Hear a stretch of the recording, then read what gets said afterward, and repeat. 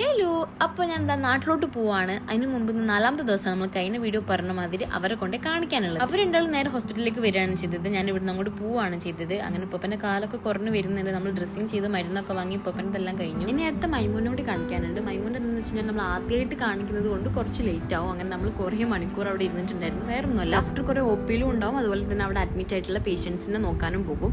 അപ്പോൾ അതെല്ലാം കഴിഞ്ഞ് 2-3 മണിക്കൂറത്തെ ശേഷം നമ്മൾ മൈമൂനച്ചിനെ കാണിച്ചു മരുന്നൊക്കെ വാങ്ങി. നമ്മൾ വണ്ടി ഉണ്ടായിരുന്നില്ല, വണ്ടി നമ്മൾ മഞ്ചേരി പോയി എടുത്തിട്ട് പറഞ്ഞു. അവർ ബസ്സിനാണ് വന്നത്. അപ്പോൾ നമ്മൾ നേരെ സ്റ്റാൻഡിൽ പോയി, സ്റ്റാൻഡിൽ ഒരു എലീനെ കണ്ട.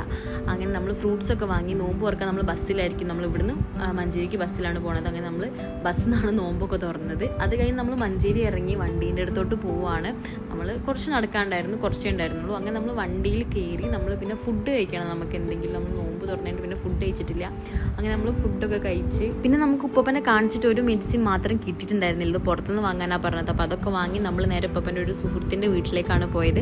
പിന്നെ അവിടെ കുറേ നേരം പോസ്റ്റ് ആയപ്പോൾ ഇങ്ങനെയുള്ള കുറേ പരിപാടികൾ കണ്ടിട്ട് പോസ്റ്റ് ആവുമ്പോൾ അവിടെ കുറേ മക്കളൊക്കെ കണ്ടിട്ട് അവരൊക്കെ ആയിട്ട് സംസാരിച്ച് പിന്നെ അത് കഴിഞ്ഞ് നമ്മൾ നേരത്തെ വീട്ടിലോട്ട് പോവുകയാണ്. അപ്പോൾ അത്രയ്ക്കുള്ളൂ. ബൈ.